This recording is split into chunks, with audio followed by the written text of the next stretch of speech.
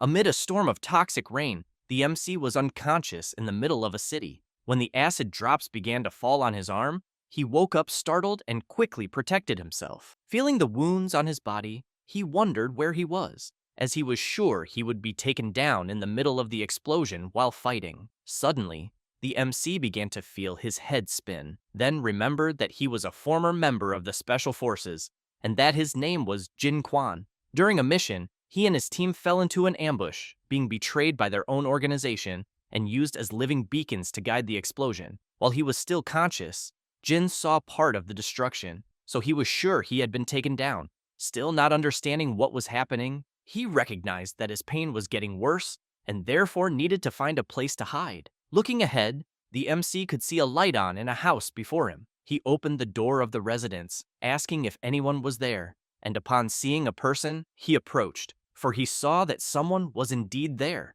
But the soldier was desperate and felt an enormous pressure in his head, and before he could even say anything, his skull exploded. Jin, frightened, heard a noise coming from the sewer, but seeing the man in that situation, he froze.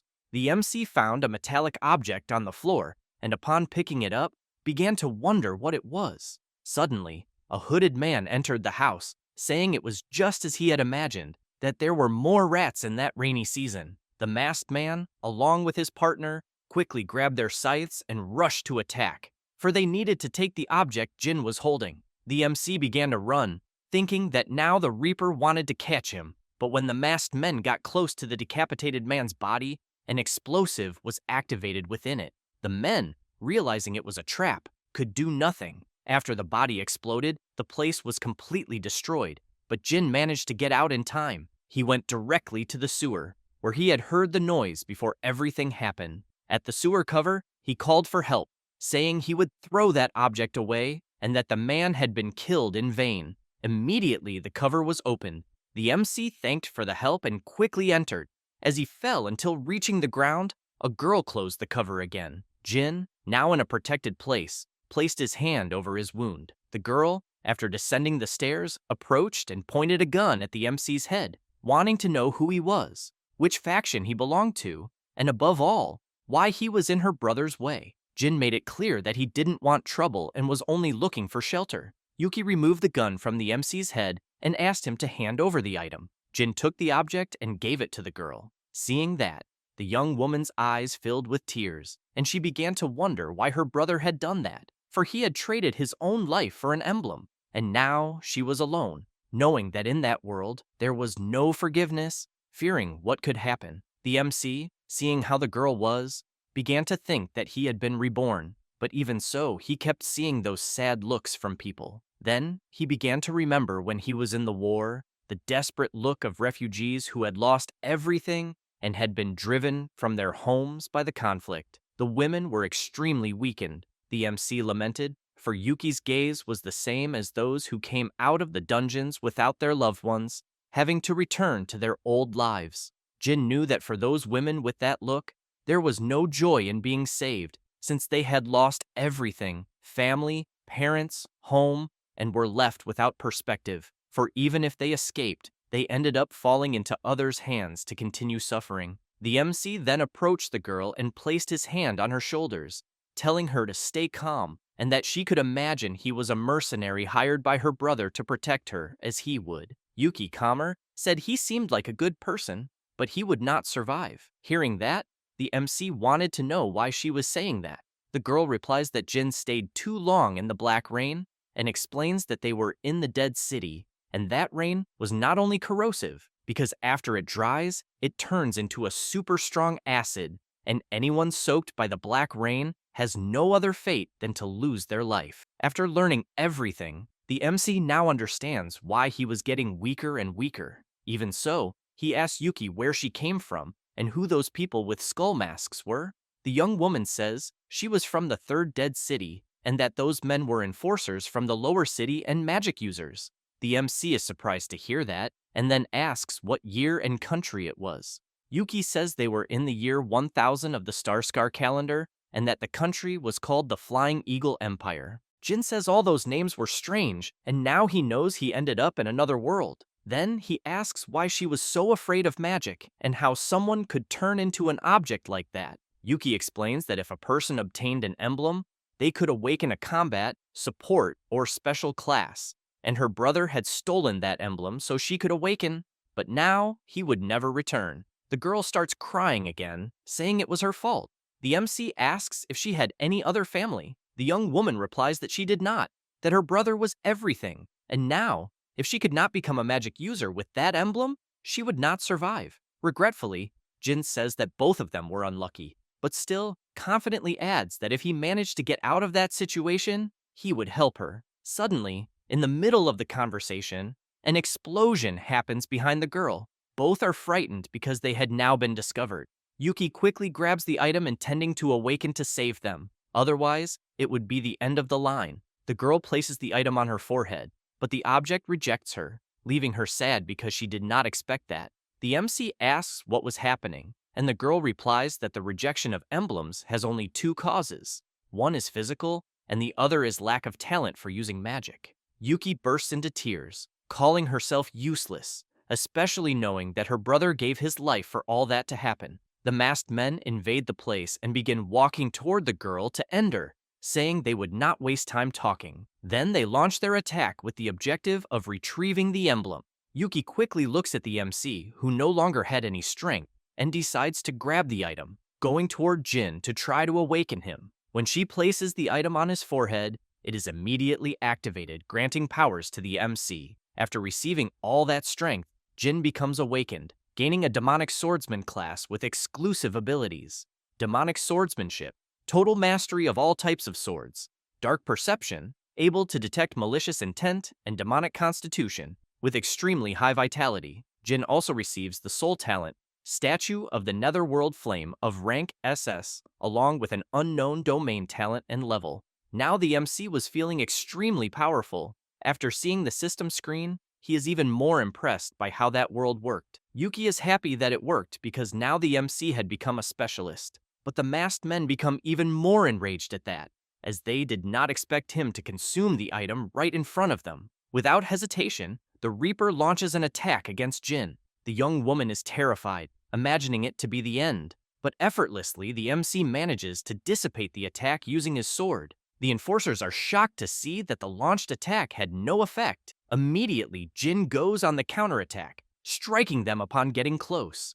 The men prepare to defend themselves, incredulous at how quickly the power of the emblem had been absorbed by the MC. But when they try to block the strike, Jin warns that they overestimated themselves since neither could withstand the blow. Even Yuki is impressed with the power the MC obtained so quickly. Jin, after winning the fight, says that the power of the emblem was incredible since his wounded body had completely healed. The enforcers, still on the ground, couldn't believe they had lost to a newly awakened rookie and, on top of that, couldn't send the report.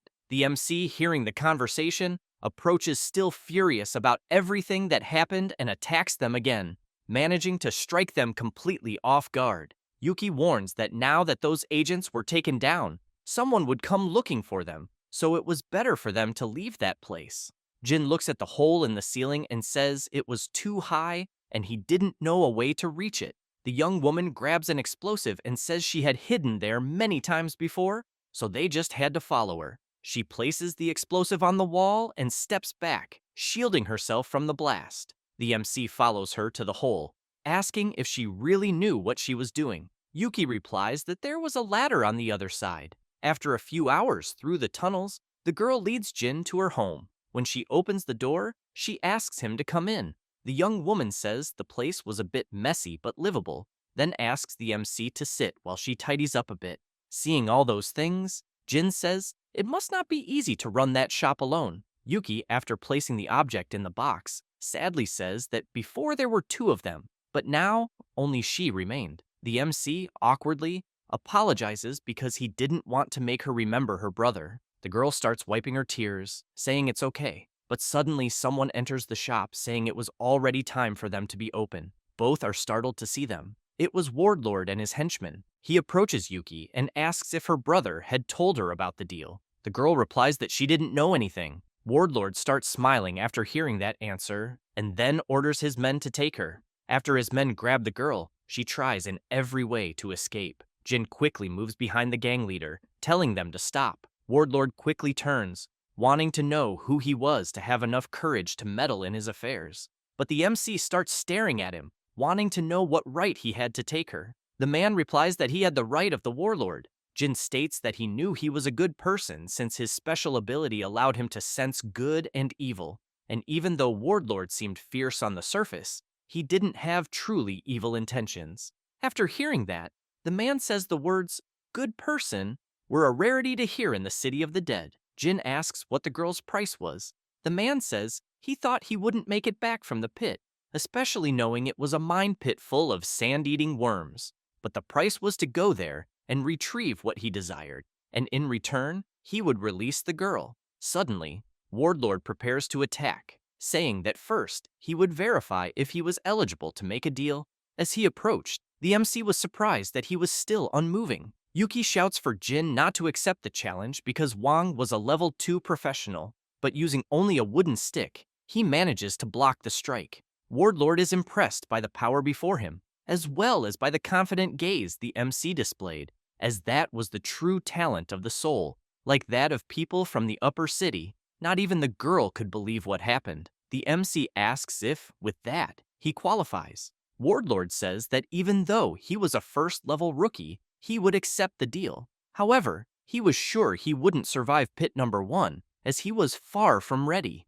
And, terrifyingly, Wang says that this pit holds the resentment of the spider matriarch, and that after 3 hours of her defeat, a cleansing resentment flower blooms. So the MC must obtain this item to make the exchange for the girl. Jin accepts the man's proposed deal, who leaves the shop with his henchmen, saying that the next day, at 8 in the morning, all men aged 16 or older from Necropolis number 3 must go to Pit 1, making it clear that those who didn't arrive on time would be executed, and then crushes a frog by stepping on it. Seeing how that gang acted, Jin understands that the situation was not clear, so he assumed that Yuki's brother knew he would be defeated in Pit 1, which is why he stole the item to guarantee his sister's insignia in the future. But since he was no longer there, it could be a trap from the warlord. Then he grabs his sword because he knew the situation was critical and needed to familiarize himself with his power first. Jin begins to focus to understand how his first talent,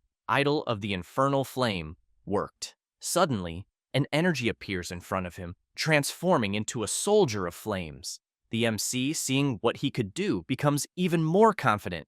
Then he moves on to his second talent, which is a bit confusing, to the point where he can't fully understand it. He looks at a pillar, thinking that his power could not be underestimated, and strikes to test his true strength. Jin easily cuts the pillar in half with a precise slash, unable to believe all his power. He goes to the mirror and, looking at himself, states that now it wasn't like his life in the past. And even though he looked similar, his skin as a former soldier couldn't be so pale and smooth. Even his name confused him because the system window displayed a compound surname. After reflecting on what was happening, he decides it doesn't matter anymore, since the priority was to go out and gather more information about that world. Half an hour later, in a city bar, the MC was having a non-alcoholic drink and talking to the bartender, who said that the next day he would go to pit number 1. Jin becomes more curious to know about that place. The red-haired man says it was just a mining pit. The MC then asks if they were really going down there to mine. Feng smiles and says they were not classified to mine since that job was for the people of the lower city, as the pit had insects called sand eaters, and after those monsters satisfied themselves with flesh and blood, they dug through the sand to build nests. But the miners liked to dig in the sand eaters' nests because the soil was looser, making the work easier. Jin, still confused, asks if they would then be known as the food eaters of the sand. Feng, with a drink in his hand, doesn't answer the question, but toasts with the MC, wishing them good luck. On the other side of the city, Hong Yu slams the table furiously at his henchmen, calling them useless because they hadn't retrieved the insignia he had asked for. Jihu stands up and replies that the thief responsible was reduced to ashes and there was no other evidence of identity at the scene. And as for the other suspect who escaped, he had managed to flee through the underground water channels and used a bomb to destroy the passage after escaping. The young man says that no matter what it took, He wanted that item immediately. His henchman says it was impossible since it was the size of a coin and someone might have already used it. Hong Yu, enraged by the situation, orders them to kill everyone because a bunch of filthy scum didn't deserve to possess those insignias. Jihu is stunned by that order, but his ally replies that they would obey the young master's command. The one-eyed man also warns that the next morning, necropolises 1 to 5 would enter the pit, and if they were late or failed to deliver enough crimson ore, they could be punished by the Eagle Corps. This makes Hong Yu interested, and he says that before entering the mine, everyone must be inspected because the thief who stole the insignia could be hiding among the mining team. The next day, at the train station, an agent shouted for everyone to hurry for boarding. The MC was in the middle of the crowd and completely lost. Hearing the men saying there was no need to rush since everyone would be executed, Hong Yu asks his servants if everyone was there and, after confirmation, orders them to begin inspection, checking everyone on the vehicle and letting no one pass. Jihu says that the scavenger B2 was highly sensitive to spiritual energy and therefore could detect an insignia, triggering an alarm. The young master orders them not to waste time and to start as quickly as possible. Jin is startled when he sees men approaching from behind, but upon realizing they might be from the enforcer's gang, he stays alert for any kind of problem. The men start pushing him, telling him not to waste time and to get on the train. Jin is thrown against the other people being squeezed as they enter the train. Everyone starts shouting that the carriage is full and can't hold any more passengers. A hooded man was holding a mysterious stone, which made the MC awaken one of his abilities, as he felt an intense sensation of malice. The men inside the carriage began to groan, saying it was unbearable and that they couldn't breathe. Some began to lose consciousness. The workers become enraged since 2 people had already lost their lives from being crushed. Immediately, the henchmen draw their weapons, pointing them at the crowd and ordering no one to move. Jin raises his hands in the air, as does everyone else there. Hong Yu approaches with his servants and tells everyone that he lost something valuable in the city and was suggesting that whoever took it should return it. The MC, hearing this, deduces that the lost item could be the emblem or that it was too much of a coincidence. Since no one speaks up, the young master says he will find it his own way since no one had said anything. The one-eyed man activates his robot to identify the emblem, which heads directly toward the MC, who tenses up for a moment. While the scavenger scans Jin, the leader continues saying that if he found the thief, he could already consider himself a dead man. After the drone scans the MC, it reports that no spiritual energy was detected. Jin sheaths his sword again, as he was already prepared in case problems arose. The drone continues scanning while the crowd remains restless. The people being analyzed can't hide their fear. When the scavenger reaches the hooded man, it detects spiritual energy. The young master becomes excited, hoping he had found the thief. John is shocked since he didn't expect to be discovered. The drone fires a crystal, hitting the man's shoulder. The young master approaches, saying that if he didn't surrender, he would be executed. Then he grabs him by the collar and says he's not going anywhere. John pulls the crystal from his pocket, begging for mercy because that crystal was all he had. Hong Yu is surprised to see that cursed crystal and then becomes furious, breaking the item since he considered it trash. The young master orders the drone to rescan. Immediately, John is checked again, and no anomaly of spiritual energy is detected. With that result, Hong Yu becomes even angrier and then orders them to move to the next carriage. 5 hours later, the MC states that he had been on that train for a long time until a desperate man says that the red light ahead means they are entering the pit and that the guards had already jumped off the train, leaving no one in control. He quickly opens the window, saying that the train goes straight to the heart of the pit and that the deeper they go, the more monsters they will encounter.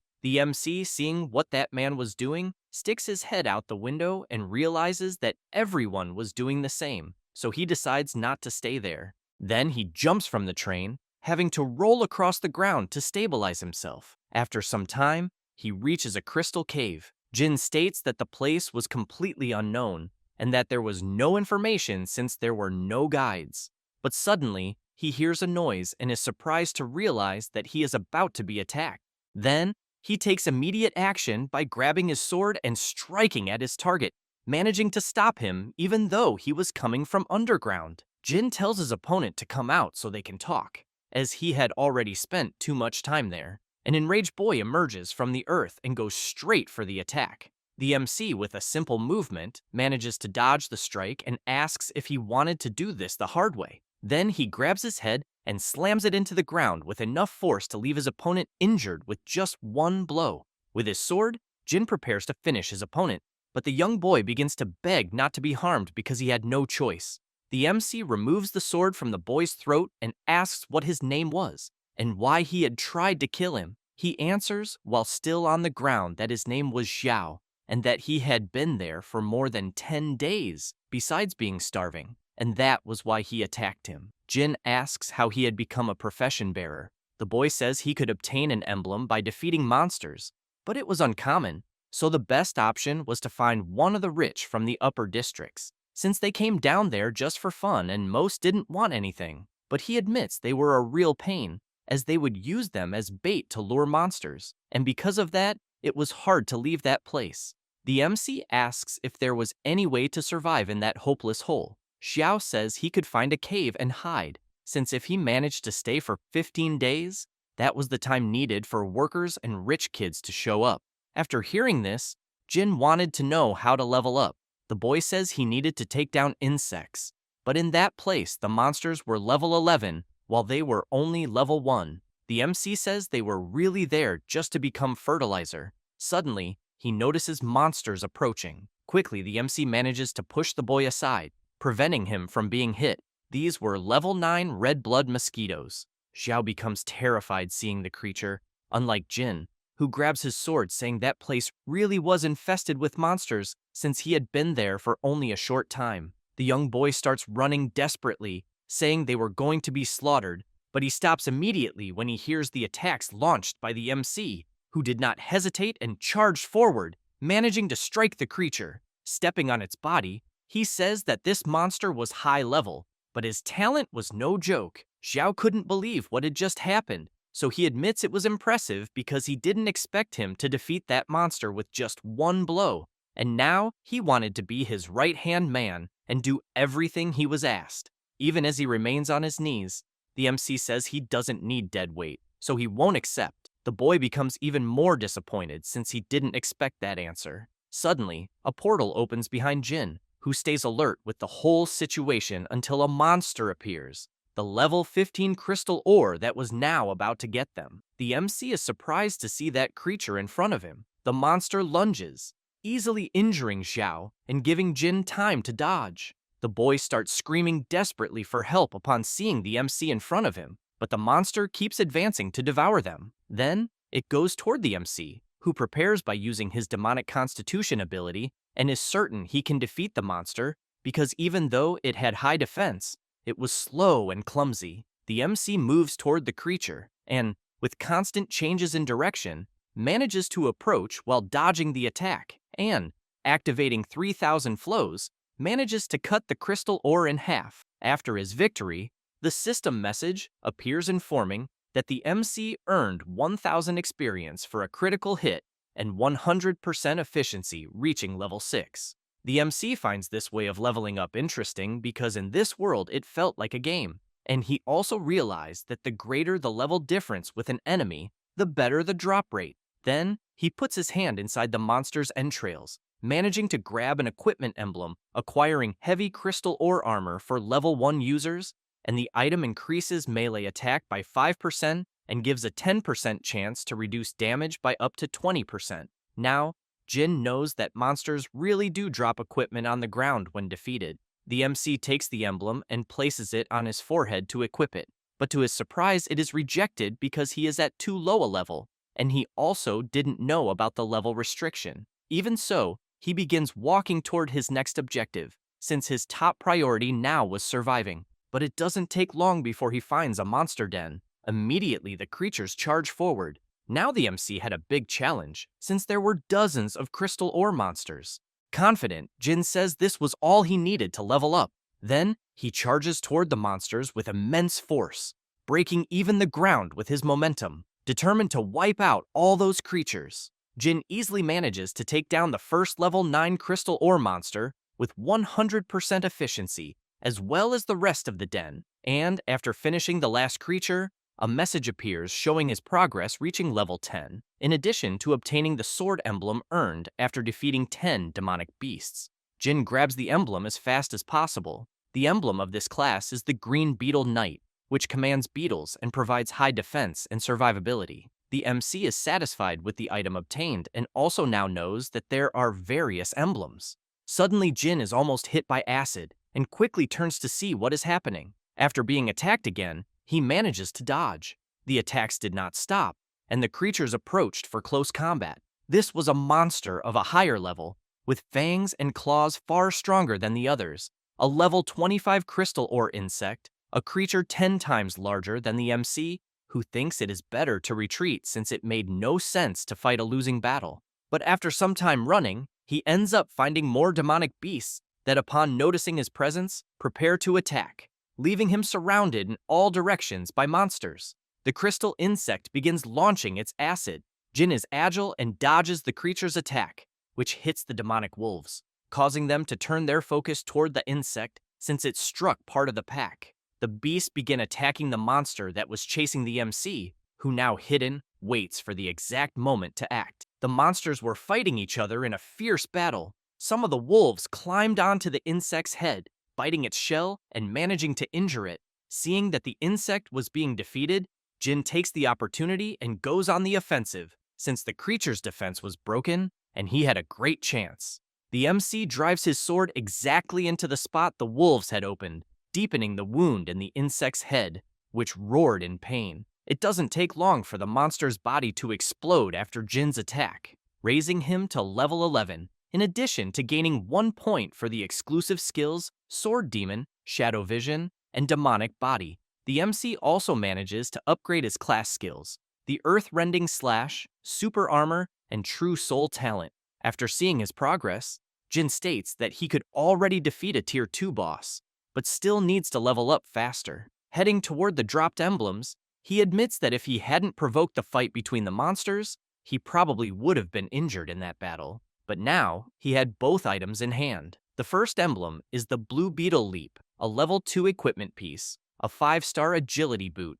The other emblem is a level 2 purple crystal ore staff with 8-star intelligence, capable of storing a portion of mana, and it has a mana reflux that gives a 15% chance to refund 30% of mana cost when casting a skill. But Jin states that these emblems were useless at the moment, though he would keep them for now. Suddenly, an explosion occurs. The MC prepares for another battle, but first asks if there was someone there, and soon several creatures begin emerging from the smoke. Even so, Jin goes to where the explosion happened to understand what was going on, and after passing through the distractions, he manages to hear someone telling them not to come closer, and he also sees some frozen demonic bats. But after hearing the voice again, Jin is startled because he finds it very familiar. Then he sees Feng, the bartender he met on his first day as a regressor. The redhead, seeing that the creatures weren't finished, admits that if he stays trapped there, he will be easily killed.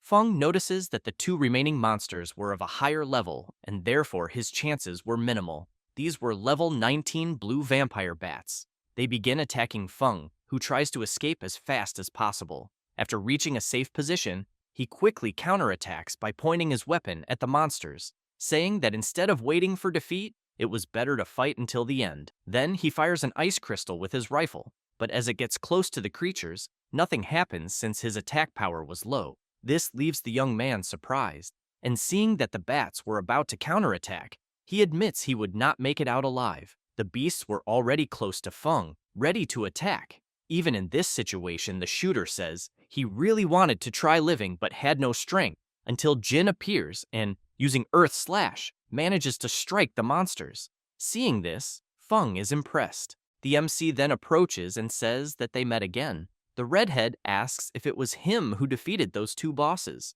and Jin calmly replies that it was nothing. Feng approaches and shakes the MC's hand in gratitude, saying he would remember this favor and that now he would take them out of that place. But before they can move, the vampire bats begin to regenerate, leaving Feng shocked.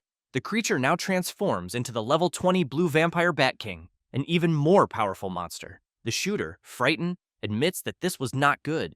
The beast charges, easily breaking the rock where the MC and Feng were standing, but they manage to dodge. Both prepare for another attack. The monster attacks again, spitting a fireball. The shooter prepares to counterattack, saying he would endure and that Jin could escape that place.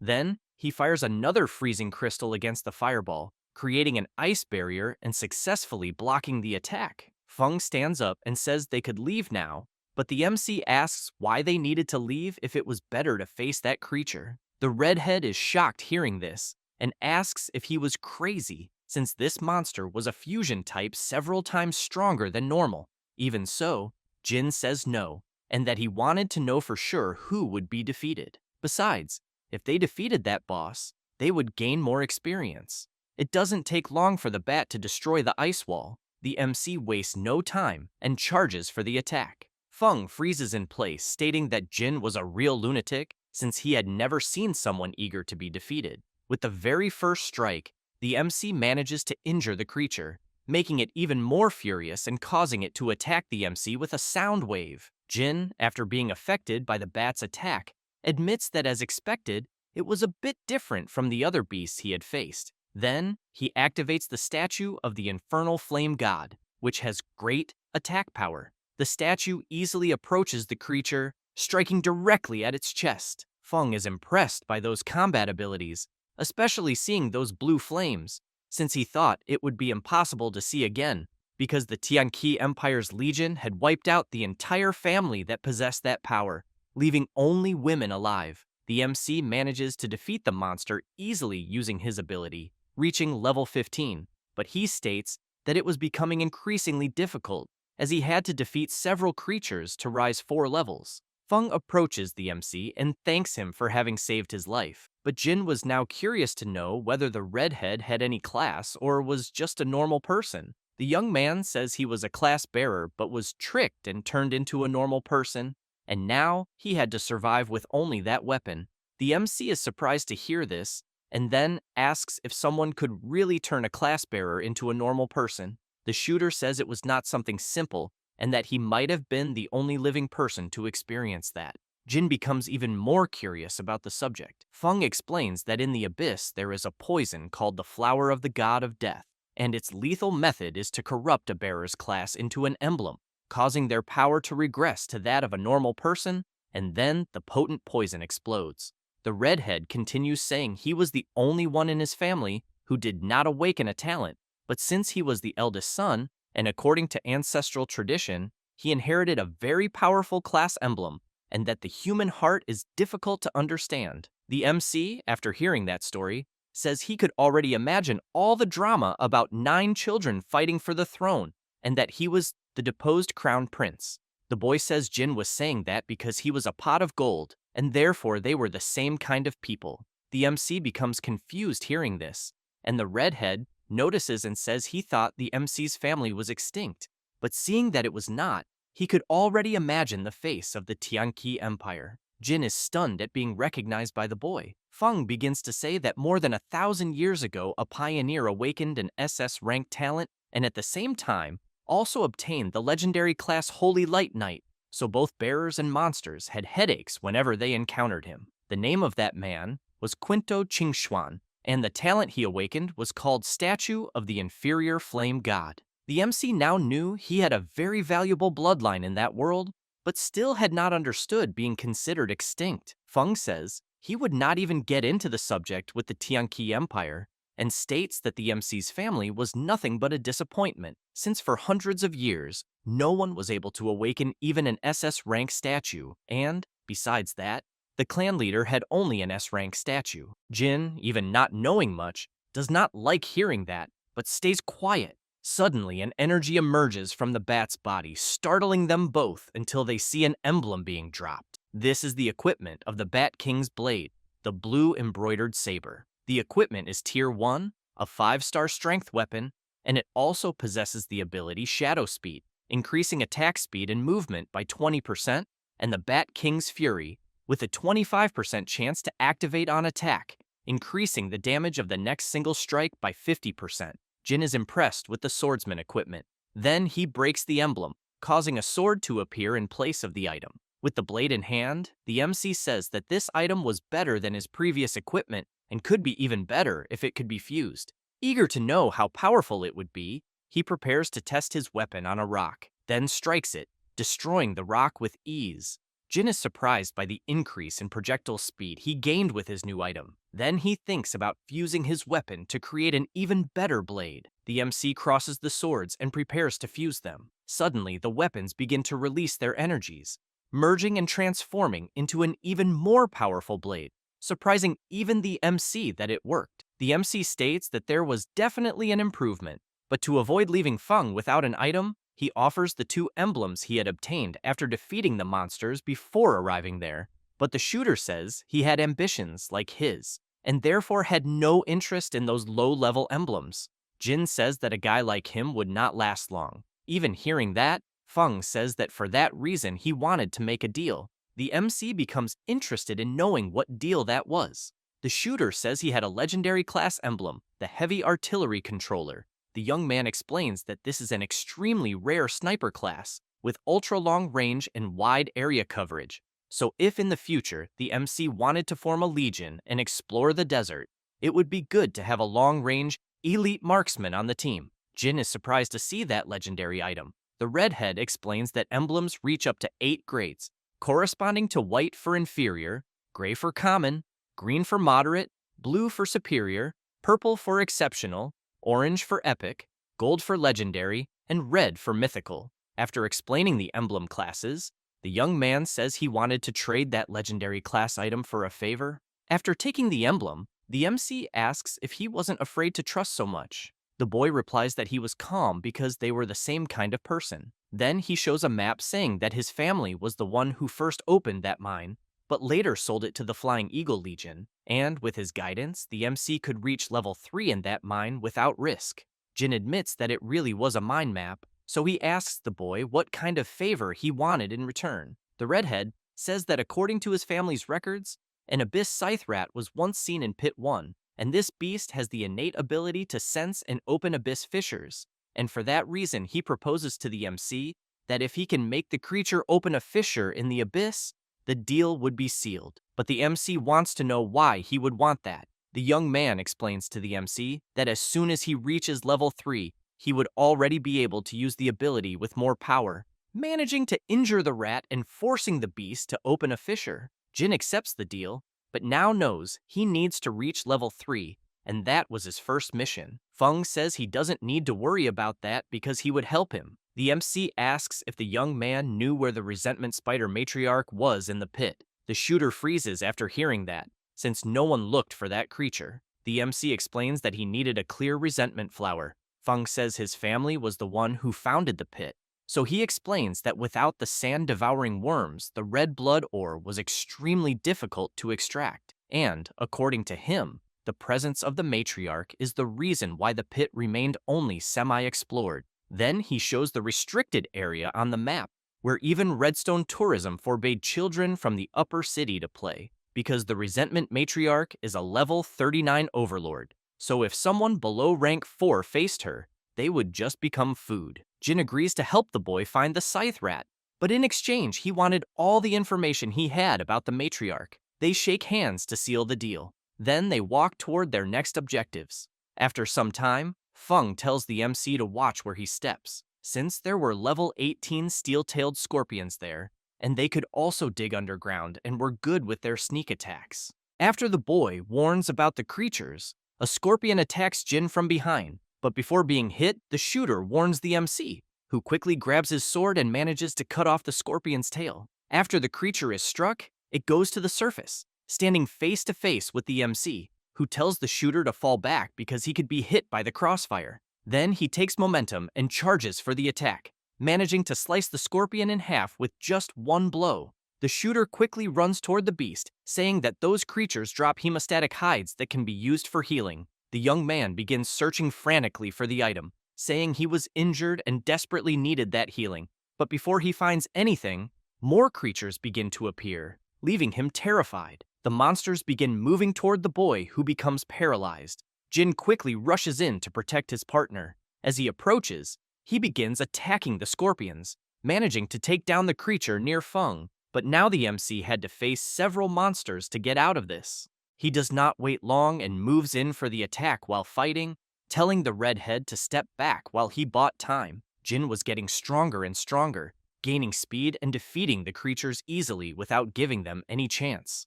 After defeating the last monster, a message appears saying that the MC defeated the level 80 steel-tailed scorpion, levels above him, having an efficiency rate of 100%, reaching level 16. The MC states that now it was easier to defeat those level 2 monsters. Feng was impressed by that, since not even a common swordsman with an SSS rank talent would be able to unleash such power. Jin notices something near his head, so he asks the boy what that was. The young man says that those level 25 plants had strong regeneration, because even if they were cut into pieces, they could regenerate, and the only way to defeat them was to hit the amethyst on their backs.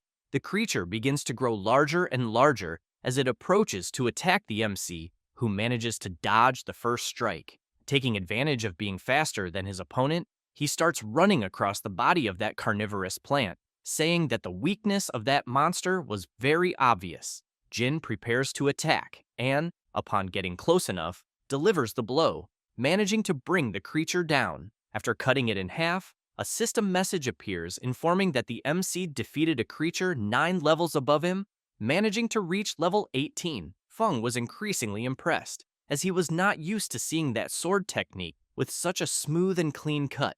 In the remaining part of the creature that got stuck, 2 crests were dropped. The purple flower mouth, a level 2 equipment with constitution and intelligence at 8 stars, offers a healing effect of 15%, in addition to the special attribute Flower Heal, an active ability that heals the target immediately while leaving a healing seed inside their body, continuously restoring injuries.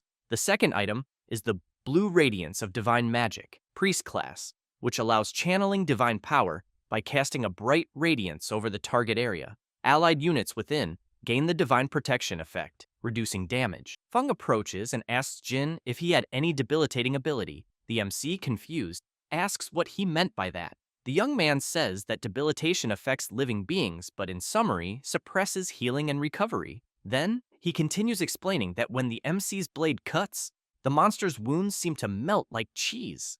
Jin admits that his attacks are indeed peculiar, but it is all due to the confused talent bonus.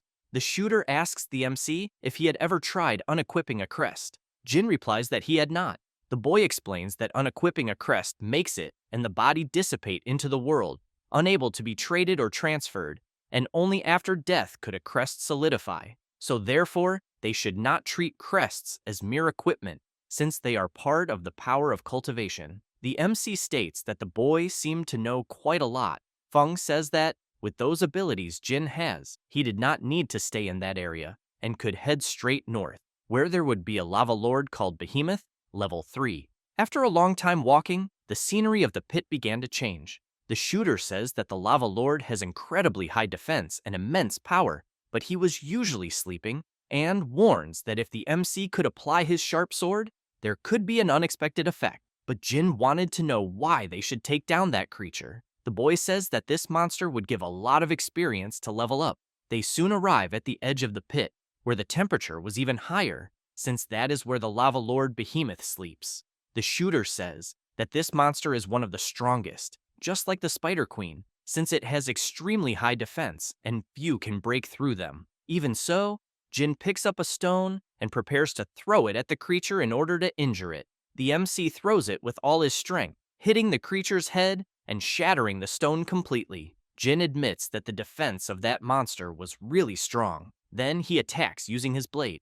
With just one strike, the MC manages to cut off the monster's head, slicing down through the torso and splitting the lava lord's body in half, showing that his blade truly is a powerful weapon. After Jin emerges victorious, a system message appears saying that he defeated an opponent 21 levels above him, managing to level up. Feng falls seated on the ground, paralyzed upon seeing that the MC managed to defeat that high-level beast with just one blow. 3 emblems were dropped for the MC. He is pleased to see that it was an orange epic level 3 equipment named Lava Judgment, a greatsword with 45 strength points, 35 in constitution, as well as 25% chance of triggering Lava Roar. the power of lava that, after each successful hit, has its strength increased by 10%, stacking up to 10 times. This makes the next hit release a lava shock that transforms into a meteor falling toward the designated direction, causing a massive damage explosion. The Lava Series equipment gains an attribute bonus, granting the user 15 stars in Strength, Constitution, and Tenacity. This item also has the function of super armor, making the user immune to control and reducing incoming damage by 20%. The other emblem is called Lava Chestplate, a heavy level 3 armor with 18-star Constitution and 15 Tenacity, and it has 15% chance to activate the Lava Shield, which inflicts fire damage and slow on nearby enemies. The MC also obtained an emblem called Lava War Helmet, a heavy level 3 armor with 15 Constitution and 12 Tenacity, as well as 10% chance to cause evasion. Lastly, the Lava Pauldron's emblem, a heavy level 3 armor with 16 Constitution and 13 Tenacity, in addition to 10% chance to trigger Rebound. After every 3 successful attacks, the user gains a shield that absorbs damage, increasing resistance by 60% and all attributes by 15. With the enhancement of the Lava Shield, absorption is increased to double the value, and the damage received by the character is reduced by 30%, and attack speed increases by 15. Jin says these are good pieces of equipment and imagines that he could now level up, but upon opening the status window, he sees that he was still at level 20, and that left him disappointed. So he starts thinking that he would need to find a sword emblem. Feng approaches holding up a lava fruit, saying that with that item, his hope of challenging fate would increase by 20%. The MC asks the boy if he knows of any sword class that drops in that pit, since he was already at level 20 and needed a better blade. The shooter says that several monsters drop sword emblems, but the rate is very low, so he would need to take down some monsters above level 5. The boy asks what kind of sword Jin was looking for. He replies that something based on agility. Feng disagrees, saying that maybe it would be better to use a weapon focused on tenacity, since a swordsman's defense is based on constitution being worse than that of a knight and having worse damage than an assassin. Then he explains that even though those users can use skills frequently, their high constitution and damage were ridiculously low. The MC is impressed by so much information. The shooter states that he has already seen constitution-based swordsmen being horribly defeated by hordes of monsters due to lack of damage, but admits that the MC is different because his ethereal flame statue could complete his defense, and, combined with a fast attack skill, could completely break those limitations. But he needs the MC to choose the quick, squad skill, and a fast attack to compensate for agility. Jin admits that it all makes perfect sense, so he gets excited to know the next place they would go. The shooter opens the map and says they could check the Dry Mine Spring, the Phantom Forest Valley, and the train terminal. But to advance the class level, he only needs a skill emblem of his own class. So if they obtain all 3, it would be enough to level up. But as for level 4, that requires a class advancement, and that was impossible to achieve in that pit. Meanwhile, in the lower district, Warlord is furious, throwing papers on the ground saying that if they do not find the lost emblem, everyone in that city could be buried. But the one-eyed man tells the young man that this was like looking for a needle in a haystack. Siwoo says that after that breach, pit number 1 would need 20 years to be reopened, so he would replace all the people of the City of the Dead and then have the hunters sweep it centimeter by centimeter. Jihu states to the young master that the plan is good and would be easy under normal circumstances, but there was a new situation. His ally adds that on the way there, he received several calls saying that a group of youths from the upper city wanted to enter first, and someone had probably already gone to the city to choose the path bait. Hong Yu gets even more irritated, saying they could not enter without his order, and besides that, if the thief contacted them, his status as young master of the upper city would become completely useless. Siwoo says that it was just a lord of a smaller city in the district and could not stop them, so he suggests Warlord intervene, since with his status it could be negotiated, and this made Warlord furious. But he soon realizes he is receiving a call. When he answers, he realizes it was his second uncle, who wanted to know where the emblem was. The young master says it was well kept, but a friend was having a birthday during those 2 days and insisted on staying for the party, so he would be back the next day. The man tells his nephew that if he does not return with the item, he should not even appear in front of him. This leaves Warlord shocked. Then, after the call, he states that he could no longer be passive, so he calls Fang asking him to help intercept the Upper City group, since they were childhood friends, and he needed to recover the item that was lost while he was on the way to meet them. Besides that, he needed help so as not to face difficulties when returning home because of the loss. After hearing this, Fang says that in this story, he would look guilty even without doing anything wrong. However, he went to check the place where the emblem was lost and verified that the passage of the explosion was still below and there were no other tunnels to the left or right, so it is almost certain that the person is in the city of the dead. Then he finishes by telling the young master to take care of himself.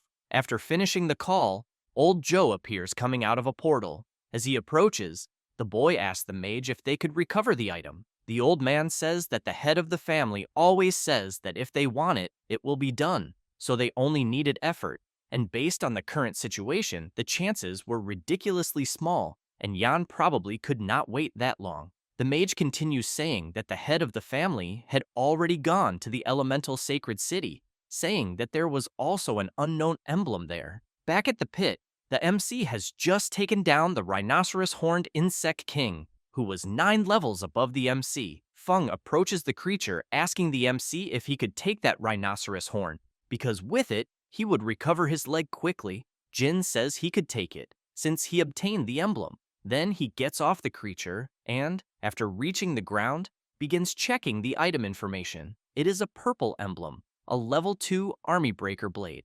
It has a skill effect that activates a brutal aura to launch a rapid charge advancing toward the target enemy. Jin gets excited to know that the demonic sword allows him to learn skills 1 level above. Immediately, the MC tries to use the emblem, succeeding and learning the army breaker blade. The MC was now even stronger, even changing the color of his eyes.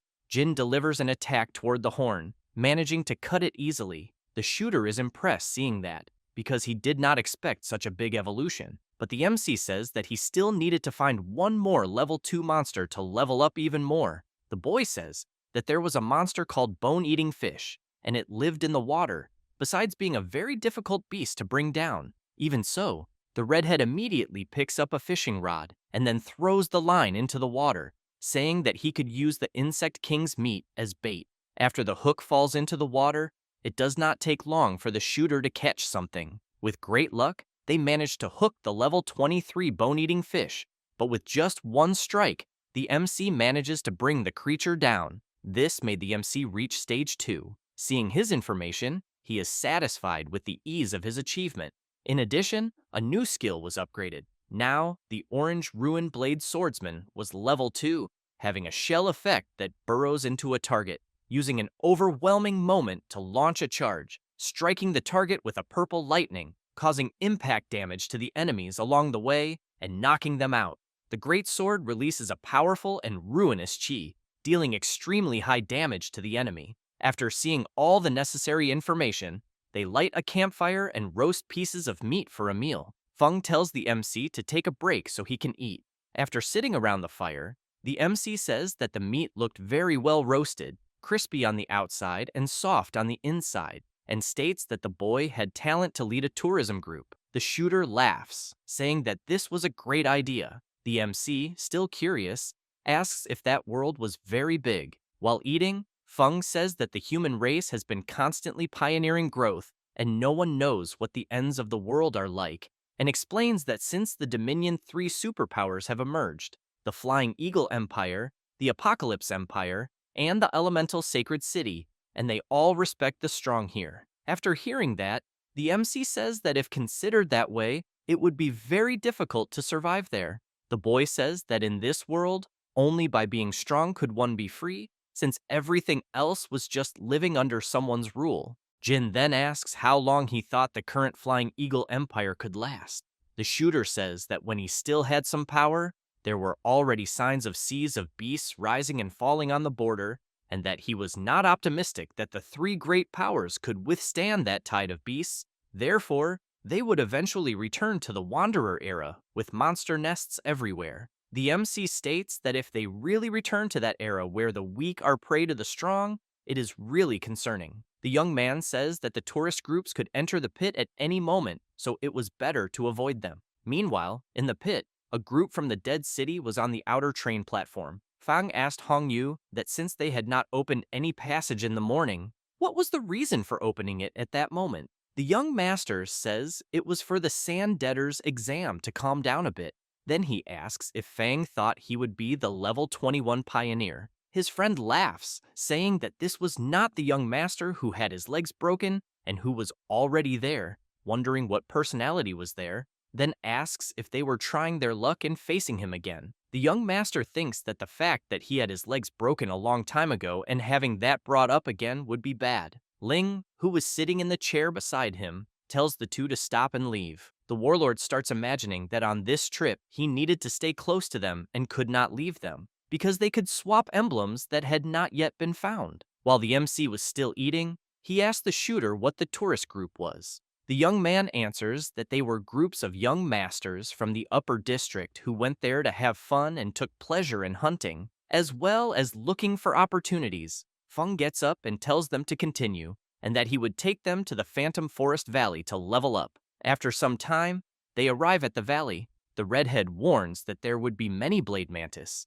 and that they were agility-type monsters. Then he hands over a blood button shock bomb that, when detonated, releases blood filaments into the air, and these filaments are adhesive and can greatly reduce an enemy's mobility, and since the MC had a super armor skill, he could activate it without the monsters hurting him. The shooter continues saying that after the death of the mantis, large numbers of iron wire parasites would emerge from its body. The redhead says that in his previous profession, he was called the flesh and blood mechanic. It is a profession that combines mysticism and technology, and when the parasites appeared, he could handle defeating them alone because he wanted to refine his weapon. Jin is surprised to see that this guy was a normal and admirable person because he had given one more valuable piece of information. The redhead says that that weapon was part of him, so he wanted to refine it. The MC tells him to take down as many parasites as he can, since he only needed 100% efficiency when defeating the monster lords. Suddenly, the MC notices that he is about to be attacked by the blade mantis, but quickly uses his demonic guardian skill, managing to protect himself from the beast's surprise attack. Immediately, Jin counterattacks the creature from behind, managing to cut it in half with just one strike.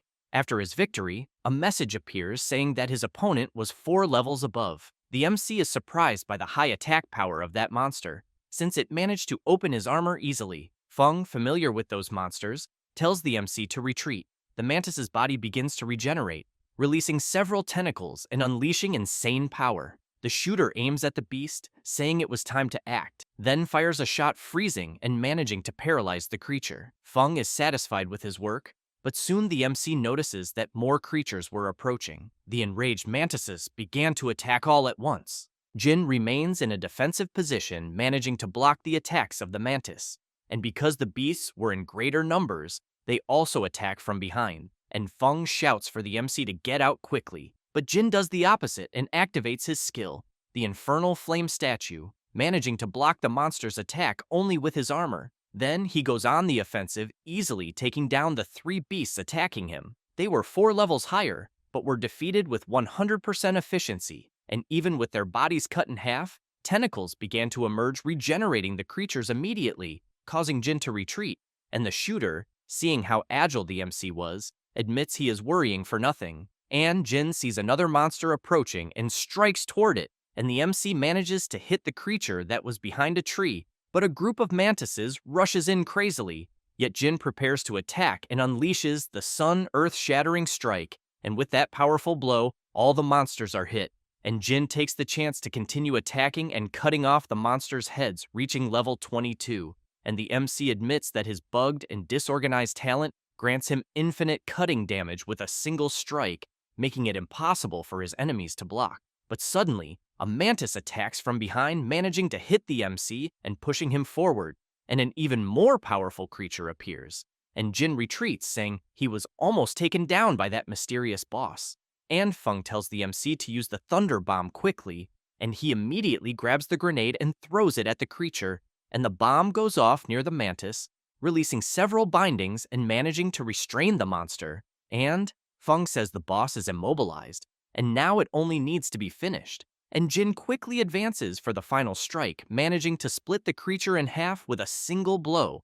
And after his victory, a message appears saying he defeated a monster 10 levels above with 100% efficiency, and besides that, the MC reaches level 23 and acknowledges that his armor skill is very powerful since it blocked the attacks very well. And Jin notices that 2 emblems were dropped. The first item, the purple one, was the Flying Wing Sword with 3-stage / level 3, with a skill effect that makes the user advance at extremely high speed, launching 3 consecutive slashes with massive damage. The first slash being as fast as the wind, dealing heavy damage to the enemy, the range of the second slash slightly enlarged, and finally the third slash being the most effective as light shines from the user's body, and then he advances with the force of lightning and delivers a powerful blow. And the orange emblem is the demonic wing sword with 3-stage strike level 3, with a skill effect that makes the user have wings, allowing low-altitude flight, advancing extremely fast to launch 3 consecutive strikes. The first strike being as fast as the wind, the second causing massive damage to enemies in a fan-shaped area in front, and the third delivering a powerful and penetrating strike against the enemy and those behind it. And the MC says that to advance to stage 3, he only needs to ensure he had 3 swordsman skills, and now they were gathered, and Feng approaches and says all of this was thanks to the defeat of the Mantis boss. And the boy, smiling, also says his weapon advanced in level and is now level 1, and the MC congratulates him. And the shooter says that actually Jin is the one who should be congratulated and asks how many stages he needs to evolve. And the MC answers only 1, and that afterward it would be better to find high-level but slow monsters since that would help hunt faster. And the redhead tells them to go as he will take them to a new place. And after some time, they arrive in a field where monsters were eating crystals, and Feng says these are spinal horned bulls, a relatively docile type of monster with the whole herd being stage 3. And he explains that these creatures only attack if attacked, and that no legion below level 3 can withstand the impact of this type of group bonus skill. And the MC asks if there is a good way to deal with them, and the redhead says that to deal with that type of monster, it is better to use the terrain and fortifications, since in the past, pioneers used earth-type mages to dig a large number of trenches and traps, combining them with earth-sinking skills to slow down the herd's charge. But since they did not have that resource now, they could only carve holes into the rock wall, and Feng continues saying these horned bulls have a skill called Earth Prison that can instantly seal rock and imprison it. So if the MC uses a cave in the rock wall to dodge the herd's war stomp, he must exit quickly, and Jin says he understood, and while advancing, asks the shooter to stand aside and observe, and then begins unleashing several attacks on the rock. After a while, the MC finishes his work while the beasts were feeding. Feng aims his rifle and fires at the monsters, drawing the group's attention with the freezing explosion. The horned oxen become enraged, then charge toward the rock. The shooter tells the MC to get ready because they were advancing. Jin says everything was ready, and that even if the monsters surrounded him, they could not hurt him. The horned oxen unleash their skill against the rock, which starts breaking under the monster's power. The MC, seeing that power, admits it was very good he listened to Feng, otherwise he would have already turned into a cookie. The shooter warns that after these creatures use their skill, they need a cooldown time, so this is the only chance to eliminate them. The beast kept advancing. Jin quickly uses his Earth Divider skill, managing to hit part of the group. The MC takes advantage of being in a favorable position, then continues the attacks, now using the Blade of Ruin. Jin's attacks were now more powerful, managing to cut the monsters in half. The redhead was impressed watching the MC in combat, then states that not even at his peak could he defeat him. Not even stacking his family's SS with the most mythical talent, the Mechanical Flesh Engineer class, he would still lose since he could see the strength Jin had, looking like a monster. After the battle, the MC reaches level 29. Feng approaches and says he did not think about eliminating them and had planned to pull half the herd with shots, but it ended up being unnecessary. Jin asks if there wouldn't be a Crystal Bull boss. The redhead says no, and states that if there were, they would have another brood spider on their hands. The shooter, holding a knife, tells the MC that the bull corpses contained an item called membrane, a quality superior to the antidote. After piercing the creature, Feng manages to find one and then celebrates because it is worth a fortune. The MC asks if they were rich then. The redhead says they needed the Tian conglomerate since they lead in potions. The redhead says that now they need to move quickly because the smell of blood would attract several monsters. Jin says he is only one level away from advancing in stage, but Feng says that not just one species would appear but a mixed group becoming more resistant. After saying this, he explains that around here experience is gained over time. The MC states that he was right but would not waste the fallen emblems. After some time walking, they go to a mine, and while walking on the train tracks, Feng says they would go to the central zone, where there were denser monsters, and this place was like a refuge nest, since silver thread silk bugs live in red earth burrows, and they store food and weave giant underground cocoons, keeping their prey alive inside. But if the MC managed to stay in there, he could easily farm those creatures. The train has just entered the tunnel, maintaining full speed. Feng approaches Ju, thanking him for leading the team. Even more during this moment of family building, the young man says the main task is pioneering, and once done, everything is negotiable. Mark was sitting by the window, already bored with the trip. He wondered when they would stop. It doesn't take long for the train to pass beside the MC and his partner, who becomes terrified seeing the train because he expected this class to happen in 15 days. While looking at the train, Feng can see Mark through the window. Both were stunned, seeing each other. The young bourgeois could not believe the shooter was alive. Ju notices, then approaches, asking what was going on. Without giving answers, Mark opens the train window and jumps out. Mark, upon jumping out the window, goes to the place where he had seen the MC and Feng talking. His subordinates followed him. From what they saw, the master stood still and asked what was going on. He replies that he definitely had not seen anything wrong, and that it was just a person who was there, who to him was already dead. While the shooter and Jin were walking, the MC says that the young man inside the train car seemed to know him. The redhead says that he really did know him, and that he was a wealthy master who would buy some items. The MC asks if this was a young master from the financial group. Feng explains that the Tianhe financial group had a dark priest pretending to be a good priest, since at first glance the entire upper city had only two mystical class emblems. One was its flesh mechanic from that time, and the other was the thunderous beast berserker of the Flying Eagle Legion. In addition, no one knows that his family actually has a third mythical class, and that a descendant of his family truly attuned to it. Suddenly, some threads began to wrap around the legs of the MC and the shooter. Jin is surprised to see that, but cannot do anything, as it was a trap, and they ended up being captured. The MC tells his companion that they were distracted and ended up falling into an ambush. Feng says that it was the silver thread silkworm, but it did not have much combat power. Soon, they can see several cocoons, showing that they were all food reserves of the monster. The shooter tells the MC that he would need to defeat the creature. Immediately, Jin begins to use his energy, managing to free himself from the silver threads. He grabs his sword, saying that he would do the job before the monster returned. Then he heads toward the cocoons. The MC begins to cut through the creature's stockpile, managing to take down a stinger beetle that was 6 levels higher, a mucus worm, a burrowing scorpion, among others. Jin states that he needed a few more to level up. He frees Feng by cutting the silver threads. The boy warns that he needed to go after that creature. The MC is interested and asks where it might be. The shooter says that those warning threads prevented intruders from entering its nest, so it was enough to touch that thread and the creature would return quickly. It does not take long for the MC to hear a noise coming from behind him. Several silver threads begin to emerge from the ground near Jin and quickly wrap around his body, forming a cocoon made by the silver thread beast that emerges from the depths of the cave. The creature extends its stinger and, with the cocoon already attached to its body, prepares to finish off the MC, but Feng is ready to shoot. Even so, Jin asks him not to interfere, as he would handle it alone. With a single strike, he manages to cut the cocoon before the beast attacks.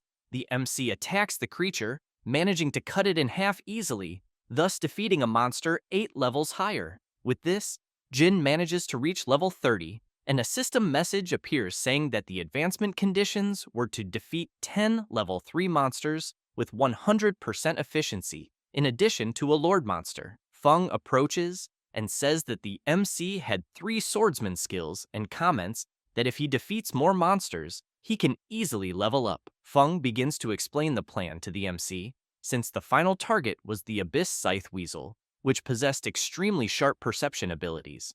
Therefore, it was difficult to take down, and for that reason, it would be better to set up a siege. The boy continues, saying that the ideal place was the nest of the sand-devouring worms and the resentful spider matriarch, since both monsters have a large number of subordinates and, when frightened, would definitely come out with full force.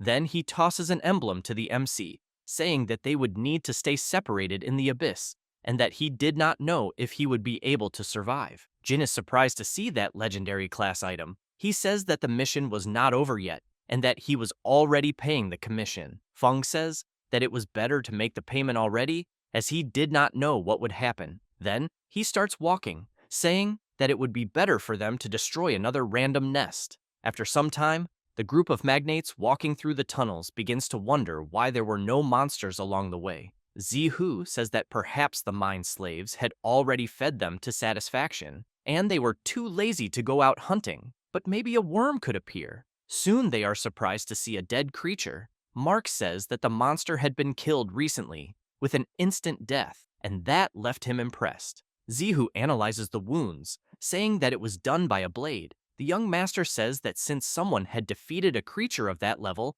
they had to go to the lava behemoth. Upon arriving there, they can see the giant cut in half. The subordinates are impressed, as the behemoth has incredibly high defense, and was defeated very easily. Zihu, with a dagger, says that he will take a closer look. He tries to pierce the creature's body, but his blade breaks easily. The young man is even more impressed, since that defense was very high for someone to defeat. Then he asks Mark if his mythical class could do that. The young master explains that, in the lower 3 levels, even with a mythical class, an SSS rank talent, and full Purple Force equipment, in addition to several buffs, it would be impossible to cause such an overwhelming death like that.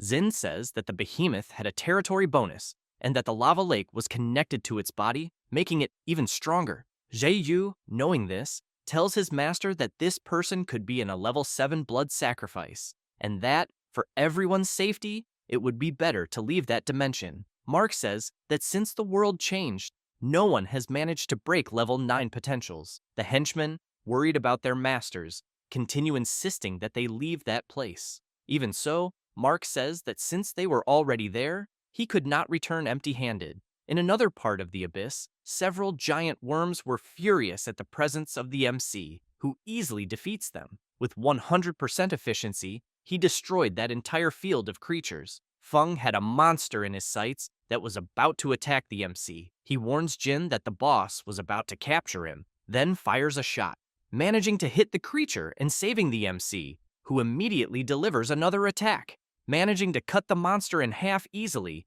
defeating the Red Tumorous Worm King with a 3-level difference. The MC says that since the level difference was low, he would have a common reward, then states that if it were like this, it would be very difficult for holders of common classes to grow. Feng says that the tunnel of that tumorous worm leads directly to the nest of the sand-devouring worm, so he would scout ahead while Jin got used to his level 3 power. The MC begins to collect the emblems and, after obtaining them, realizes that he could equip the lava set.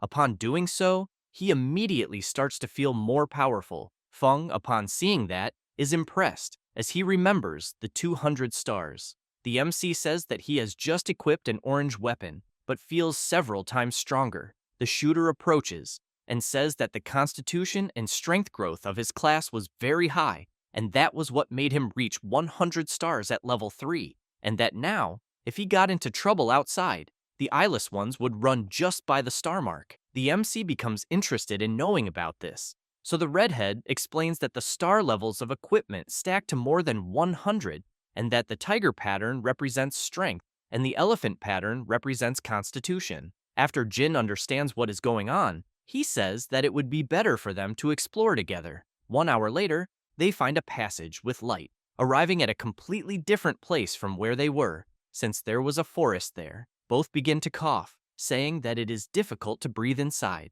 The MC is astonished to see that there are several creature skeletons there. The shooter says that the smell of blood is strong there, so it could be where the abyss scythe rat might be. The MC asks what they should do. The boy says that he would place that fruit in the trap, then the plant on the ground together with the bait, and explains that if the scythe rat's favorite food was the lava fruit, the second favorite was eyes, since there were many dead people there. With everything planned, they now only needed to wait patiently. Near the hole, there was a bus that probably had carried those people. The trap was still set, and the MC, together with Feng, watched from behind a rock. Jin asks if this method would really catch the rat. The shooter says that abyss scythe rats usually follow sand-devouring worms in search of food, and their camouflage abilities were powerful, and normally they could not be detected. But if the creature ate that fruit, the fire element would force it to reveal itself. The MC is impressed by the technique, and it does not take long for the fruit to be bitten. Immediately, Jin grabs his sword to attack, but Feng stops him, telling him not to be hasty since the rat had not revealed itself yet. The fruit was removed from the trap, and the creature continued eating. The MC says that he could not see anything, but the fruit was shrinking. Feng says that the show was about to begin. As he says this, the creature begins to catch fire, revealing its position. Immediately, Jin launches into the attack and, after jumping, activates his troll skill, tearing the earth apart and preparing to strike the monster from behind. When he delivers the attack, he cuts the bus in half, and the ground catches fire, as do the worms that were there. Feng begins to wonder if they had succeeded, since that strike had caused great destruction. The MC did not know whether he had hit the creature or if it had escaped. The shooter tells him to be careful, because the rat is cunning and could be hiding. Jin asks if there was any other way to catch it. Feng takes out a grenade, saying that he could try with that, then throws it toward the bus, and after the explosion, pulls the MC so they hide first. The worms become even more furious with the explosion, but end up not resisting the damage caused. The MC, seeing that, asks what kind of method that was. The worms begin to spit sand, trying to put out the fire on the other creatures. The MC is impressed by that incendiary grenade. Feng says that only then would the rat be discovered, since it would probably be on fire, and that does not take long to happen, revealing its identity. The sandworms begin to attack it, forcing the creature to escape the attacks. The MC immediately launches an attack upon seeing the monster, then delivers a strike against the rat, which, upon noticing, counterattacks with a roar, creating a protective barrier. Even so, it was not enough to stop the attack, and it ended up being cut in half. The abyss gate was now open. The MC, seeing this, states that it was not good, since they had messed everything up and the rat was dead, and now the gate could close at any moment. Suddenly, a crow appears and lands on the gate in front of Jin, who does not know what to do. Feng approaches calmly. He had a mark on his head. The MC, seeing this, asks if that was his talent. The boy replies that yes, since his talent was related to the abyss, and was called Abyss Commander, being his official guard. The MC says that since the abyss gate was open, it was all he could do. Feng says that for him it was great, since it exceeded the value of the emblem, and now he could travel the rest of the path alone. Jin wishes him a good trip. The boy says that if he returned alive and his business was concluded, they could create a tourism group. The MC is pleased with the proposal, as is Feng, who looks forward to that day. Before leaving, the MC says that there is no banquet in that world that does not end. The boy says goodbye with a sparkle in his eyes, then passes through the gate. Jin says that with that farewell, he did not know when he might meet the shooter again, but soon notices a glow coming from the scythe rat.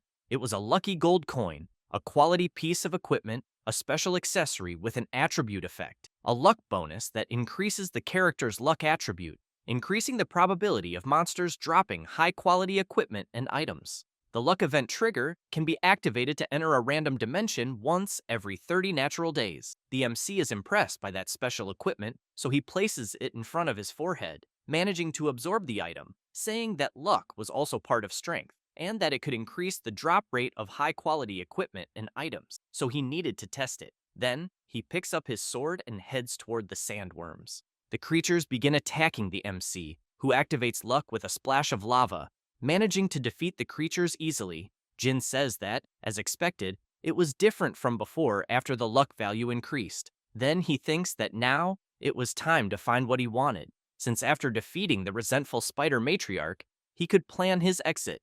Upon arriving at the resentful spider's nest, the group of magnates enters the cave. Mark says that the nest seemed much larger than expected. Lou says that he had to admit that those ice sculptures looked quite artistic, and that it would be great to send some to the upper city for an art exhibition. Mark asks what he understood about art. The young man says that his family worked in construction and architectural design, and that by looking at those ice sculptures, when the time came, he could use the matriarch as the main piece. Xing says that it was not bad at all, but that he would be careful during the fight later. Mia approaches with her henchmen and says that this native species had not been killed by anyone for 300 years, so there was no need to be strict about it. The young master asks why her brother was not there. The girl says that her brother broke through level 4 a long time ago, so there was no reason for him to be there. Xing says that that pit was number 1, since it opened every 20 years, and anyone with a minimum of power would have entered level 4, and that was why the rumors were so exaggerated. Mia is impressed hearing this, as the young master also says that all of them had their own agendas to go to Pit 1, so he hoped that everything would end when they defeated the matriarch. Finally, Xing says that it was time to serve the food. Several slaves begin to appear, being whipped by the henchmen. The men do not relent, even knowing the fate of those slaves. After the line of slaves goes deeper into the cave, Xing asks them to block the entrances. Immediately, several spiders appear. The young master takes up his axes, saying that it had been a long time since he had stretched his legs, and that today he needed to have some fun. Then he launches into the attack, telling them to keep their eyes open and watch carefully. With just one strike, he manages to defeat the main monster, as well as the others.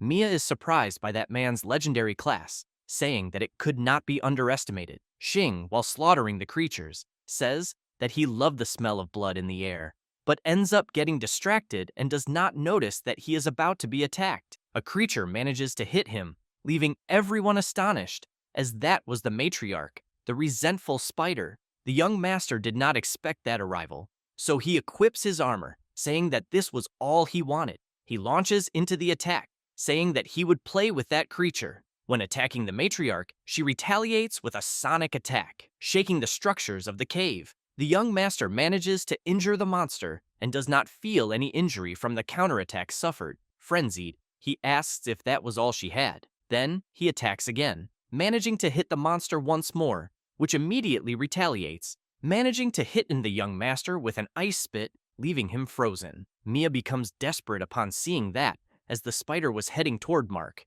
who, using his strength, manages to break free from the block of ice. The matriarch continues attacking, and Mia's henchmen begin to use their firearms against the creature, managing to hit it. The young master takes advantage of the creature's distraction and attacks again. Using bloody decapitation fury, he lands the attack squarely on the matriarch, who feels the blow and cannot withstand the injuries. Xing, tired, says that now the 300 years of an impossible situation are over and, with a macabre smile, says that he is now number 1 of the new generations. 2 emblems drop from the creature. The young master, upon seeing the items, becomes furious and asks if native species did not drop good things, since those were just blue emblems. Mark watches everything from atop a rock and says that they were just idiots, because they had just fought a slightly stronger guardian, and nothing compares to a supreme lord. Then he says that they had to wait, because the real show had not started yet. Xing throws the emblems on the ground, saying that that monster could not drop such trash. Lu approaches, telling his master that his ability showed that the monster was called the Ice Guardian and was not the matriarch. Mia's henchmen are shocked upon hearing this. Moreover, everyone becomes frightened, saying that it would be better to run when the strongest monster arrived. Suddenly, a creature appears, even larger and more powerful. Several ice guardians surround the group of magnates, leaving them with little chance. Meanwhile, the MC was leaving the forest, as he knew that the tourism group had arrived and needed to retrieve the resentment flower and extinguish it before they arrived. Upon opening the map, he says that there were 4 domain lords there: poison, ice, fire, and wood. But since he had the lava set, the elemental advantage was the best point of victory. Then he decides it would be better to go in and take a look. It does not take long to find several spiders. Jin finds this interesting, as he had been targeted by small fry, but those creatures were just his experience points. The spiders that were about to attack the MC simply stand still as they cannot stop the attack, not being a great opponent for Jin. Meanwhile, the Ice Guardians were defeating the group of magnates without mercy for their bodies. Some begin to despair, saying that they did not want to die there. Mia's henchmen advance, saying that they would open a path for her. Using their weapons, they ask her to observe. When firing, they manage to cause a large explosion against a creature. After managing to injure the creature, they tell the girl to run, as it was their only chance. But soon, she notices something and shouts for them to be careful. The creature had not yet been defeated and was about to counterattack. The monster fires its attack at the men, who, when struck by the ice stakes, are easily defeated, leaving their mistress stunned, since that was her only chance. Xing continues attacking the creatures, managing to hit them easily. He asks Mia if she was not going to act. Immediately, she begins to act, summoning the armored mechanic, a mountain tank. On the first shot, the weapon manages to hit a monster, causing a hole in it. The magnates, frightened, are impressed by the weapon, saying that it was something legendary and that it would save them. A desperate boy cannot stop thinking that he cannot die. When he looks up, he is astonished, because a creature was about to attack him. The young man can do nothing, just like those around him, since they are quickly frozen. Xing, while attacking, says that they need to escape by any means. But suddenly, he suffers an attack and his right leg becomes frozen. Quickly, he tries to break the ice using the axe. But soon, a rumble begins. Mia says that something wrong was happening below. A giant creature emerges from the ground. That was from the ice spider domain, level 45. The creature begins to prepare an attack and unleashes it against the group, hitting several with a single blow. Mia begins to run together with Xing, saying that they needed to escape before he became exhausted. It does not take long for an explosion to occur in front of them. The girl throws some explosives, managing to open a passage. She is pleased with the result, as she managed to get out alive. Xing begins to run, saying that now he had a way out. The girl stops and, apologizing to the young master, throws a grenade at him, hitting him in the back and taking the full impact of the explosion. The young master falls to the ground. Then, 2 ice stakes are launched at him, striking his back. Mia leaves him behind after Xing is struck by the Lord Guardian, who finishes him off easily. The girl says that she did not like that guy, and that he got what he deserved. After she escapes together with one of her henchmen, she begins to be watched by 2 men who were hidden. They were there on Master Fang's orders and did not know who their target was, so they decide not to say anything about what happened. Then they think it is better to split up and pursue everyone. In an ice cave, the MC was defeating the Wood Spider Lord, obtaining the orange blueprint emblems, the sacred source of life, and the purple equipment blueprint, the vine gauntlets. Jin is pleased to pick up the items, but soon begins to hear a cry for help and a cloud of dust coming toward him. Wei was still running from the spiders, which would not stop chasing her. The MC, seeing that, heads toward the girl to help her and, with ruinous slash, manages to eliminate all the monsters, which were 10 levels higher. With that, he saves Wei, who is impressed by the MC's strength, and he asks her if she can still walk. Trembling with fear, she replies that she can, and thanks him. The boy, still impressed with the MC, asks how he did that. Xing replies that he is looking for something, and that he would not leave alive anyone who stood in his way. Wei states that the MC was so powerful that the best chance he had to survive was to follow him. Then, on his knees, he begins to beg Jin to let him help with anything. The MC lifts him up and says that a man has gold beneath his knees. While they were talking, an ice spider approached to strike them. Jin notices and immediately pulls the boy, managing to dodge the attack, which leaves Wei terrified, not knowing what was happening. A group of ice guardians approaches. They were hungry and furious to attack. Wei says that now they had no way out because there were so many monsters. The MC tells the boy to hide behind him and waits for the monsters that were approaching. Jin prepares for the attack, managing to hit the spider easily, defeating it. The MC was determined to defeat them all, so he goes forward, cutting everything in front of him, giving no chances to the creatures. The MC continues advancing, using his swordsman skills, obtaining good emblems. Wei is impressed, saying that these ice guardians were too much even for Mia and Mark to face. Jin obtains the epic orange solar judgment emblem. The swordsman stomps on the ground, triggering molten lava, causing burn damage to surrounding targets and slowing them, gathering molten lava into the weapon at extreme speed, launching the extremely powerful solar judgment at a single target, causing massive damage. The MC begins to collect the emblems, and is impressed to find an epic one after defeating common monsters. But that is because of the lucky gold coin. Immediately the MC uses the emblem. This was the sword domain, which can convert common sword skills into demonic sword skills and increase the ranking by 1 per conversion. Jin accepts the power offered by the item. In another part of the world, several monsters were all gathered in the temple of the evil blade Lord Urkes, who was judging a prisoner, the 12-winged angel, who was about to demonstrate his power. Urkes says that his blade will cut falsehood. A lightning bolt falls from the sky directly onto the angel. This was a memory of the MC, who does not know where it came from. He imagines that this must be the story of the skill, or perhaps the story of the end of the world. A system message appears in front of the MC, the legendary golden judgment of Urkes. The message said that the swordsman stomps on the ground, invoking the platform of the judgment of Urkes, and all targets within the platform are imprisoned. Subsequently, an extremely powerful demonic judgment is unleashed against the targets within range, causing massive damage, with a certain chance to cause instant death to the target. After the death of the target, it causes immense fear to surrounding targets. Jin is impressed with the skill. It was not simple. Wei, pleased, says that this was really strong and that he had not followed the wrong person. The magnates were running in order to escape the massacre caused by the Ice Guardians. But Jihu stops running, telling the young master that there was something ahead. Even so, they did not pay attention and continued to run. The henchmen of the High City Chief continue running desperately to avoid being caught. But suddenly, a tentacle pulls the bald man's foot, holding his leg and capturing him. His partner is also captured, and only then are they able to see that it was a monster. Joy throws a knife in order to take down the monster. He manages to hit the center of the monster, breaking its main crystal, managing to defeat it. The men, after being freed, breathe a sigh of relief. He thanks his partner for having acted, but soon Mark's henchmen capture them, placing a dagger at his neck. They begin to extract information from the men.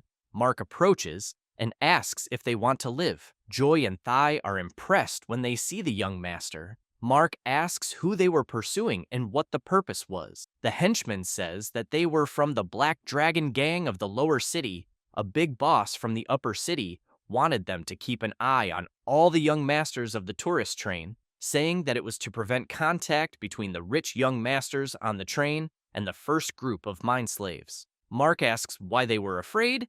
Zihu begins to pressure the man so he can speak, until he says that it was the Xingwei conglomerate. Mark is surprised to learn that it was about the Fang family, and that perhaps they might be after the unknown emblem.